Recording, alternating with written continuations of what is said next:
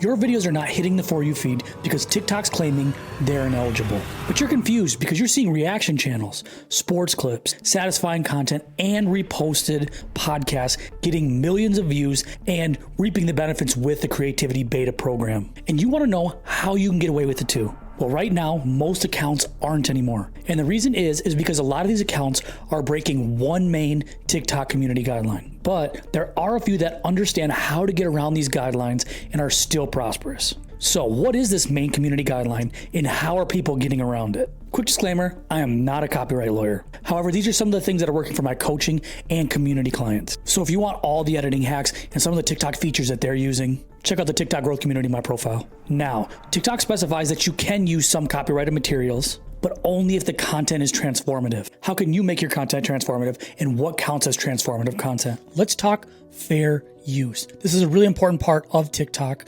And then we'll go ahead and get to the guidelines that a lot of people are getting hit with, especially with making these theme pages and some of this automation, this faceless automation that you guys are doing. So the first thing here is the purpose and character of use. And this is part of the fair use doctrine. And basically what the purpose and character of the fair use doctrine is it typically focuses on transformative content. Now, you're going to be hearing that word a lot. You're going to be seeing it a lot. What's transformative content? Transformative content is adding something to the copyrighted works that makes it different from the original, right? Adding text, adding captions. Is that enough? We'll discuss that soon. But adding some other things, adding commentary, that's one of the best ways to make transformative content. Think of content that is live reactions or even reaction videos, people who do it for music or for exciting videos. Mr. Beast has a reaction channel, for example. Think of commentary. That adds a lot to a copyrighted work. That's why people can do music tracks that are copyrighted or TV shows or Netflix shows or things like that, right? So you can go ahead and do that with commentary, but it has to have a new expression or meaning to the original content, and it can't merely copy the original, okay? So that's the first part, transformative content. We'll get back to whether text, captions, etc. count as transformative content. Now, the nature of the copyrighted works, and this is really easy. It's pretty much just saying that factual copyrighted works are going to be more likely to be fair use than the fictional, simply because of the educational purpose. Think of something like a documentary or a video essay where you're just using small parts to make something and analyze those ideas. And that's going to be a big part of TikTok too.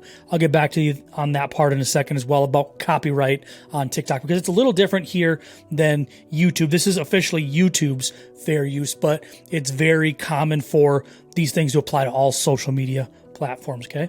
Now, the third thing is the amount of substantiality of which portion of the copyright works that you're using. So basically, are you using a huge portion or using a small portion? Small portions are a lot less likely to get hit with any copyright strikes, but it still can. Just because you use a small part of it doesn't mean that it's necessarily going to be for you. So when people tell you 5 seconds, 10 seconds, 20 seconds, that's not necessarily true, okay? And the final thing is the effect on the potential market. So pretty much means, are you affecting the profit of that works, right? Is your content going to affect the ability for that copyrighted content to make money? If it does, then you probably got yourself a copyright strike there. If you don't, and you're not, you're probably fine and you're going to be covered under the fair use doctrine. All right, so this is what TikTok deems as copyright. So copyright's a legal right that protects original works from the authorship, such as music and videos. Copyright protects an original expression of the idea. We know that, right? But does not protect the underlying ideas or facts. Now, that's what I was talking about with adding commentary or doing some sort of parody. Those things are under the fair use doctrine, and you can go ahead and get away with some of those things. Now, let's go ahead and look at the actual community guideline. So as you guys can see here, this is the one that most people are getting hit with. Unoriginal content and QR codes. So there's a lot of people that are getting hit with this specific ineligibility notification. And so what you can go ahead and do is go to your account and click into each one of your videos analytics and see if you're getting one of these copyright unoriginal content problems here.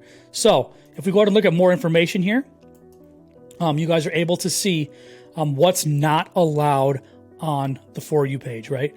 So reproduce or unoriginal content that is imported and uploaded without any new creative edits. So if you're grabbing NFL, NBA, MLB, soccer content, TV shows, movies, and you're just reposting them right onto TikTok, that's an obvious copyright strike. That's obvious unoriginal content. And you have to understand that these are really high risk copyrighted works. When you're dealing with major sports, they have content IDs with YouTube and other places, so it's really easy to identify their content. Like the NFL, for example, has NFL Films, and that's a whole production company, the production side of the NFL, and they have all of their works copyrighted, heavily copyrighted, and they have no issues with going after creators that are breaking those copyrights. So you have to be obviously really careful.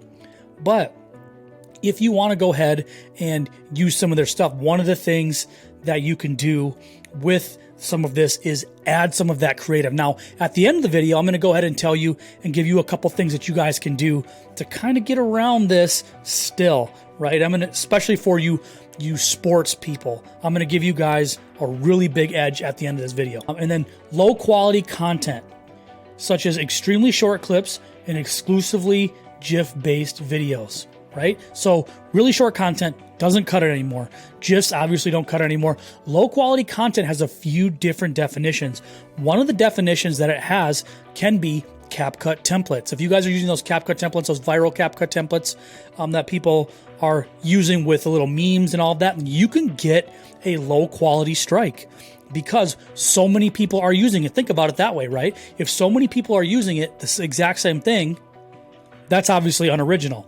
And on top of that, if it's a template, obviously it's not very quality. People are just plugging and playing and going, right? So it's confusing because TikTok and CapCut give you those abilities to use them, but in the end, it turns out to be low quality content on the For You page. So you guys need to keep those two things in mind. All right, now what can you do if your video has been removed for copyright incorrectly and you're not infringing? Okay, so you can obviously appeal, but I want you to understand this, especially if you're doing these high risk type videos with copyright. You guys can see down here that these following reasons are not valid, and one of them being there are other people posting similar content. That doesn't cut it. Just because you see other people doing it doesn't mean that it's right.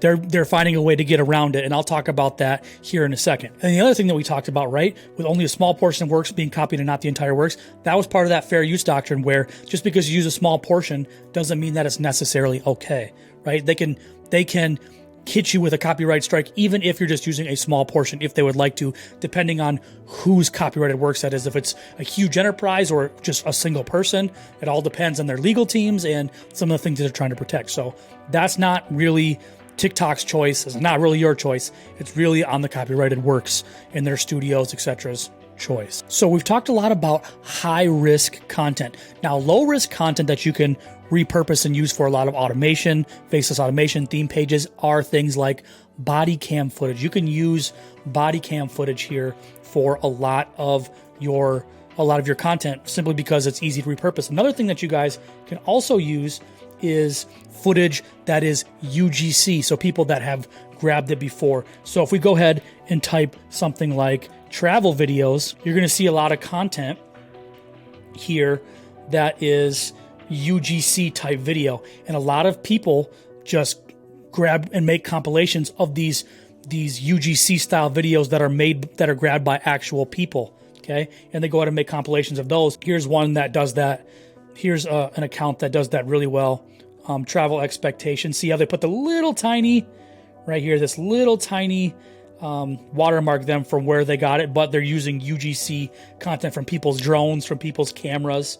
And so that's how they do it, and that's how they get away with it. And this has 3 million likes, right? And this was posted on 11/2, so obviously it's hitting the For You page still. So that's how people get away with it. So that's another thing. Let's talk NFL content, MLB content, sports content in general. Now, this video right here is only 8 seconds, and it's doing pretty much everything wrong, right? It is only adding text. and it's only 8 seconds long, and there isn't anything else really creative about it. But how are they getting away with this with sports?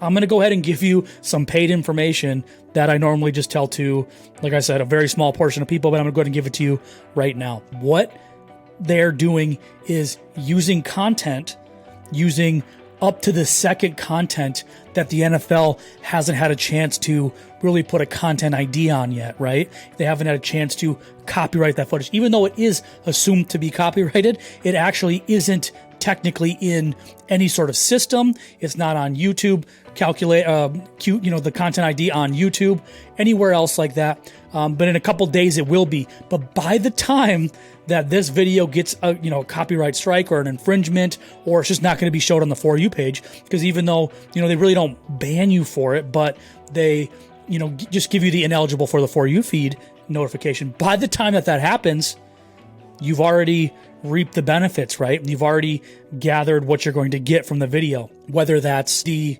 getting some payment out of it, or just getting the views out of it and driving traffic to wherever you're trying to drive it to.